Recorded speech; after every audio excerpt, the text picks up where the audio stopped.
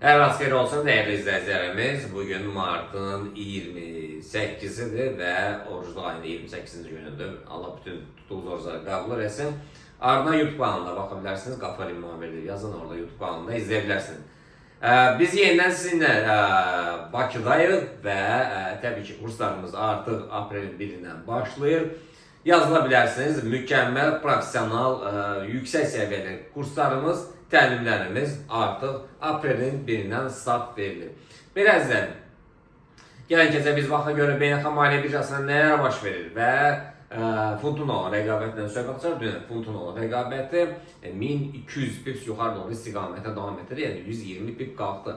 Və deyək ki, bugün biz yenidən 16:30-da xəbərlərə baxarıq, görək xəbərlərdə nə olacaq və qiymət funtun olan rəqabəti haqqında biz məlumatlar vermişdik. 1.30-a demək olar ki, çatdı və bugün bay əməliyyatları, alış əməliyyatlarımız 1.29700-lər, selimentlər isə 1.29100-lərdən sonra gələcək. Keçək biz euro-dolar rəqabətində gündəlik missiya 682 pipsdir və dünən 900 yuxarı doğru istiqamətə davam etdirdi. Əvvəlki günü bildiyiniz kimi, yəni aşağı doğru istiqamətdən, yəni kəskin düşmüşdü aşağı. Bugün bay əməliyyatda alış əməliyyatları 1.0800-lərdən yuxarı formasında, sellər isə 1.07600-lərdən sonra gələcək.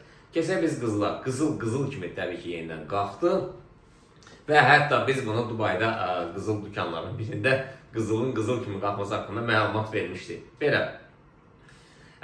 Bugün səhər saatlarında nə az nə çox 32 dollarda bir yüksəliş oldu. Yəni yeni bir maksimuma 3086-lara çatdı və ondan sonraki hədəfi isə 3105-lərdir. Yəni bunu biz sizin nəzərinizə çatdırmışdıq bir-iki həftə bundan qabaq.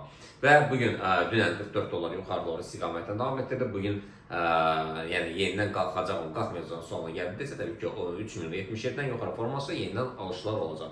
Satışlar isə hazırki vəziyyətdən 3066-lardan olacaq. Keçən biz neftə, neftin hərəkət diapazonu trajektoriyasından azalıb 1 dollara gündəlik missiya və nəzərə çatdıraq ki, qiymət tam olaraq alış əməliyyatları 73.60-lardan sonra satışlar 72-70-lərdən. Bitcoin'ə gəldidə isə Bitcoin yeni bir maksimumdan sonra yıldızlasa 88.760-lardan sonra yəni 3800 dollar yəni dəyər itirərək aşağı doğru istiqamət davam etdirir. Bugün yenidən yəni düşəcəkmi və ya da qalxacaqmı sonra gəldisə təbii günün ikinci yarısından sonra alış əməliyyatları üstünlüyü verərik və satış əməliyyatları isə dönüş nöqtəsini nəzərə çatdırıb 84.289-lardır.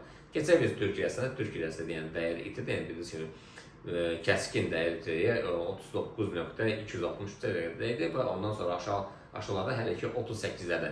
Qısa bir məlumat var, yəni çox yorğun olduğu üçün üzr qısayın. İnşallah birinci gündən tam olaraq yəni yenidən həm YouTube kanalında, Instagramda, Facebookda, TikTokda yəni qısa videolarla, uzun videolarla yəni biz sizin qarşınızda olacağıq. Belə əzizlərim, özünüzə yaxşı baxın, sağ olun, görüşmək ümidi ilə.